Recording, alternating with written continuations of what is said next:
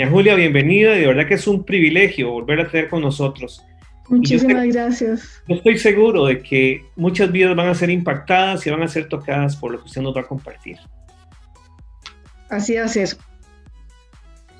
Muchísimas gracias, don Alberto, por haberme invitado. Buenas noches y esperamos que de verdad la Fundación Rescatando Vidas, no se lo olvide, es Rescatando Vidas, sea de gran bendición para muchas personas, ¿verdad? Eso es lo que creemos. Yo sé que así ha sido y así va a seguir siendo. Gracias. Yo quería consultarle, doña Julia, ¿cómo nace la fundación? O sea, ¿cómo llegó usted a esto? Porque hay una realidad de vida suya, o sea, el suicidio de su hijo. Muchos se hubieran quedado inmersos en ese dolor por el fallecimiento de un hijo, más en la forma en que se dio. Pero doña Julia da un giro y hace todo lo contrario a lo que cualquier persona o ser humano hubiese hecho, ¿verdad? Entonces, cuéntenos, ¿cómo nace la fundación? Bien, después de como dijo usted, el suicidio de mi hijo, ¿verdad? Murió el papá también el mismo año y yo quedé pues muy afectada. Yo no conocía al señor todavía, pero unos meses antes de que muriera el papá de él, antes de 3 meses más o menos, alguien me presentó al señor, una amiga muy querida, y después de 1 año y medio de viudez y de que mi hijo se había suicidado, conocí a mi actual esposo que trabajaba con jóvenes, con adolescentes, en una iglesia, y nos casamos. Pero viera que siempre hay un temor para las personas que quedamos supervivientes de un suicidio, de que los otros hijos tomen el mismo camino, digámoslo así, ¿verdad? Entonces, yo me quedé con un niño de 8 años, y entonces le dije a mi esposo, porque ya después, a los 10 años, 11 años, empezó con que ya no quería ir a la quinta, una quinta que teníamos. Y empezamos a invitar jóvenes, compañeros de él. Le dije yo, no, invítese a todos sus amigos y se viene para acá. Entonces, los fines de semana. Pero ya, imagínense, una finca con piscina, con río, con cancha de básquet, todos estaban fascinados. Entonces, llegamos a tener 60 adolescentes una vez al mes. Wow. Y de todas las iglesias. Llegaban de todo lado, ¿verdad? Compañeros, no compañeros, se daban, el cuento se regó, y entonces empezamos así, y cuando ya nos vinimos para San José, mi hijo quería ir a estudiar a Estados Unidos, y se fue para Estados Unidos, ya a estudiar ingeniería. Y entonces hubo un suicidio de unos niños en Pavas. Entonces una compañera que me conocía me hizo una entrevista en la televisión. Y entonces hablamos de la problemática de mi hijo, y tuvimos llamadas de todo el país, don Alberto. No se imagina usted lo que fue aquello. Entonces fue cuando dijimos, bueno, o cambiamos el teléfono o hacemos algo por otras personas. Y fue cuando decidimos hacer la fundación. Entonces empezamos a estudiar lo que era el suicidio, la problemática del adolescente, por qué se podía dar un suicidio, por qué entraban en conductas autodestructivas, ¿verdad? Que eso se da mucho ahora actualmente. Y trajimos a varias personas de Estados Unidos. Traje un señor que se llama Mitch Anthony, que nos dio el libro de suicidio y nos dio varias capacitaciones. Entonces por ahí empezó la fundación. Qué tremendo, doña Julia. De verdad que esto es algo que Dios pone en el corazón, porque solo lo veo de esa forma. O sea, no hay otra forma de verlo. Sí. Y esa pasión, ¿verdad? Por los jóvenes, o sea, todo lo que Dios movió en su corazón para llegar hasta acá. ¿Cuánto tiempo tiene la fundación desde Tenemos que 20 arrancaron años. ya como fundación? 21 años, perdón. Tenemos 21 años. Sí, en esa época no se hablaba de suicidio nunca, ¿verdad? Ni se hablaba, era un tabú y es muy estigmatizante. Entonces era muy difícil hablar del suicidio. Mi esposo y yo lo que teníamos allá, bueno, después de que los jóvenes estuvieron con nosotros esos 6 años y empezamos con la fundación, lo que agarramos era un televisor y nos íbamos con un Betamax, imagínense, en esa época. Wow.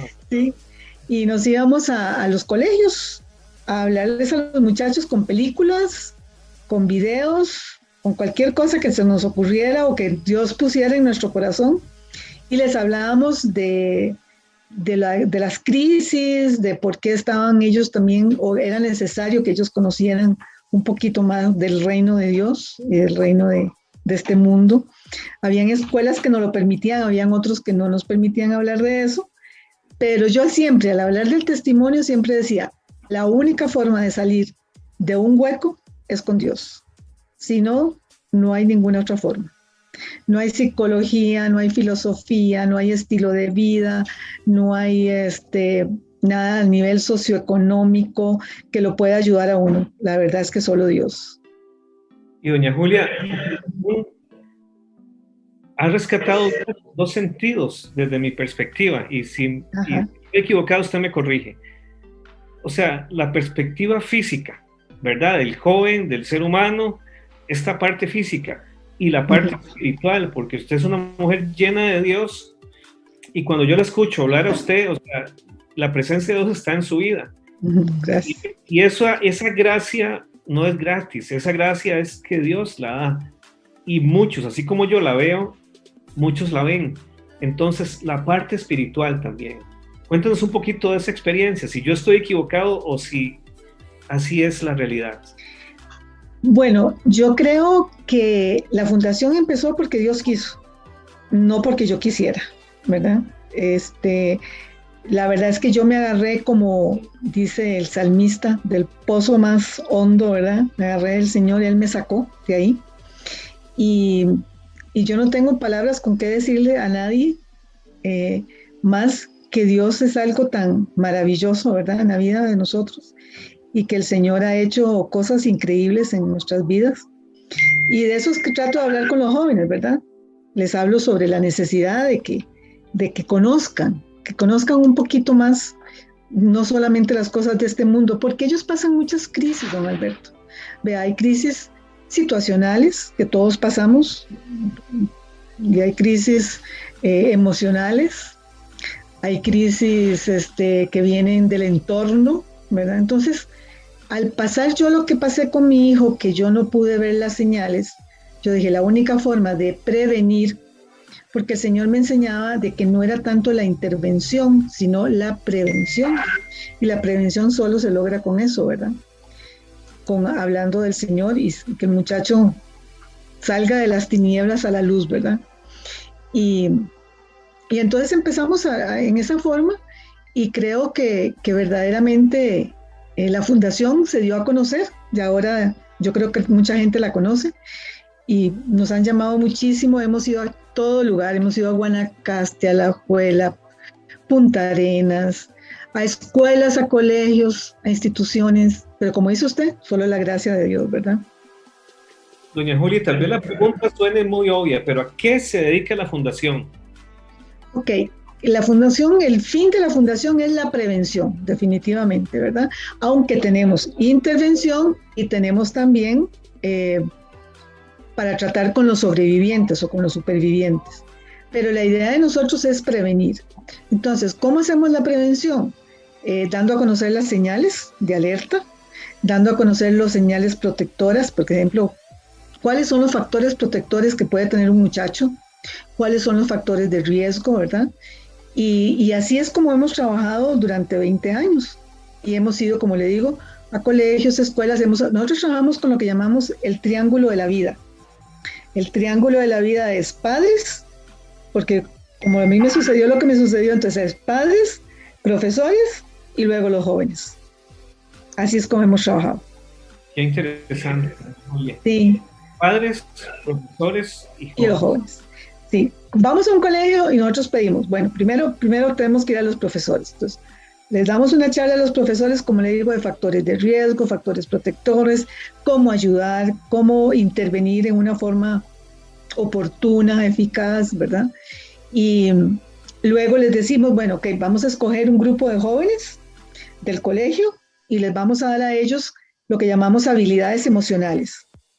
¿En qué forma? Según el temperamento de cada joven, tiene que tener una habilidad, ¿verdad?, de no entrar a crisis emocionales. Entonces, y además les damos todos los factores de riesgo de los demás, del suicidio, para que en cualquier momento que algún joven compañero de él sepa de algún problema de ellos, entonces puedan ayudar también. Se llaman guardianes informados, ellos. Qué lindo. Sí. Qué interesante. Sí, es increíble cómo de verdad el Señor nos puso en nuestro corazón y ha puesto personas también, ¿verdad? A la par nuestra. Y hay realidades hablando de las emociones. Ajá. O sea, las emociones están ahí. Todos Sí. tenemos emociones y diferentes emociones.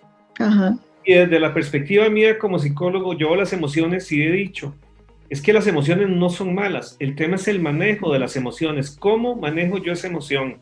Y la palabra del Señor dice, airaos, pero no pequéis. Jesucristo lo dijo. O sea, tenemos derecho a enojarnos. Y usted hablaba muy asertivamente el tema de nuestro temperamento. El temperamento está ahí, sí, pero hay algo que actúa en función afuera, en función de nosotros, que es el carácter.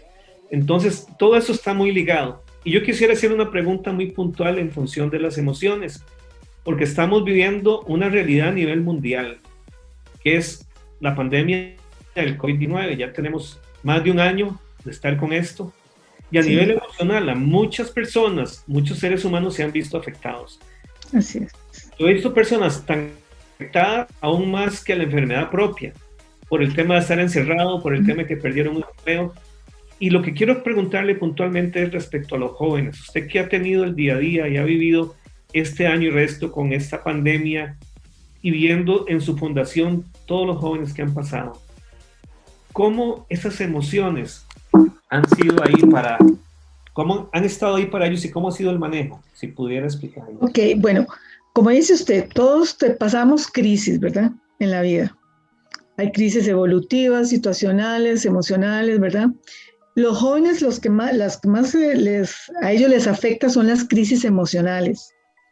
¿Por qué? Porque al tener una crisis, ellos se concentran en un evento y el evento se vuelve como amenazante, que es en estos momentos el famoso COVID, ¿verdad? Entonces, ellos se ven enfrentados a una situación donde no pueden resolver, no pueden manejar, se sienten como desesperanzados, hay mucha desesperanza, incertidumbre sobre el futuro, ¿verdad? Y más bien ahí es donde vemos la posibilidad y la oportunidad que Dios nos da para poderles hablar a ellos de un futuro diferente, un futuro que si ellos lo pueden ver, como dijo Jesús, ¿verdad? No solamente es ver el reino, sino entrar en el reino. Entonces, ahí se les habla a ellos acerca de eso para que ellos puedan ver esa crisis como una oportunidad de crecimiento en lugar de una cuestión tan amenazante, ¿verdad? Y que ellos no se vean como encerrados, como se están viendo actualmente, sino que tengan la oportunidad también de sentirse libres, porque la verdad nos hace libres, sea en un cuarto, sea en una casa, sea en un colegio, sea en cualquier lugar. Entonces yo creo que más bien es una oportunidad muy grande que el Señor nos está dando para poderle ayudar a los muchachos. Y nosotros manejamos estas crisis emocionales de los muchachos, bueno, por supuesto que con el Señor a los que nos permiten, ¿verdad? Pero si no, lo tratamos con habilidades emocionales, ¿verdad? Que son la empatía, dominio propio, ¿verdad? El autoconocimiento, por ejemplo, conocerse ellos mismos, qué es lo que ellos sienten, qué es lo que ellos piensan, que ellos no se vean amenazados, ni se vean juzgados, ni criticados, sino más bien es acompañar al muchacho o a la persona, cualquier persona. Porque ahora tenemos niños, don Alberto, tenemos niños de 11 años que están presentando problemas muy graves, ¿verdad? Entonces, no es solamente el adolescente, es cualquier persona, un niño, adolescente, joven, adulto, ¿verdad? Que no se sientan amenazados ni que se sientan criticados ni juzgados, sino acompañados. Y hay una realidad, la fundación no tiene límite de edad. Hablamos y enfocamos mucho a los jóvenes, pero la fundación, ahora que lo mencionan, niños desde 11 años, o sea, hasta un adulto, ¿verdad? No hay excepción en este caso. No, porque ya la fundación pues trabaja también con psicólogos, ¿verdad? Y con psicólogas, y ellos pueden ver cualquier edad, ¿verdad? Y ahora los padres también entran en crisis, no solamente el joven, sino los padres de estar encerrados, también todos con una computadora y la mujer también trabajando y los niños entonces entran con el teléfono, con el iPad, y a jugar ciertos juegos y todo. Entonces, no solo ellos tienen esa problemática, también los adultos la tenemos, ¿verdad? Entonces, trabajamos de todas las edades. Doña Julia, yo quisiera darle un espacio para que usted nos cuente y nos diga y nos dé un mensaje de parte de la Fundación a todas las personas que nos están viendo en este momento y las personas que nos van a ver en el tiempo, porque esto queda ahí en la web. Entonces, probablemente en el tiempo muchas personas van a escuchar sobre la Fundación, sobre Doña Julia. Entonces, quisiera que nos regale ese mensaje que pueda de verdad calar los corazones. Bueno, muchísimas gracias, don Alberto. Bueno, yo creo que todos en esta tierra, digamos, en este mundo, debemos de conocer, ¿verdad?, las señales de alerta.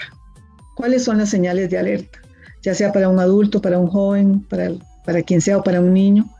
Y el conocer esas señales y de decidir hacer algo al respecto, que usted decida hacer algo al respecto, es una diferencia, es algo que puede hacer una diferencia entre la vida y la muerte. Entonces, yo lo que quisiera es que vieran, hay muertos espirituales, pero también hay muerte natural, ¿verdad? Entonces, está la oportunidad, como le digo, de poder hablar a los muchachos o a los adultos o a los niños de una esperanza. Es que hay mucha desesperanza, ¿verdad? Y ya no creen en nada, no creen en nada y no saben qué hacer las personas. Entonces, y esta esperanza que es inconmovible y que es algo que solo el que la vive, porque ese es otro, esto no es una religión, es una relación. Es una relación con un Dios vivo, ¿verdad?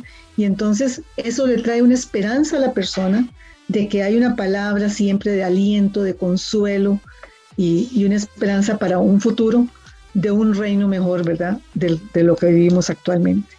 Pero sí creo que toda persona debe de conocer todas esas señales. Es muy, pero muy importante. Para cualquier clase de conducta, para cualquier crisis, no solamente de suicidio, sino cualquier clase de conducta. Ahora hay mucha depresión, mucha angustia, ¿verdad? Y creo que puede pasar el COVID, pero que no dejamos de tener ciertas clases de crisis, ¿verdad? Así es, doña Julia. Doña Julia, yo siempre estoy apegado a lo que la palabra del Señor dice y en eso me sustento. Yo quisiera darle 2 versículos donde veo a doña Julia reflejada. Y uno es Colosenses 3:23.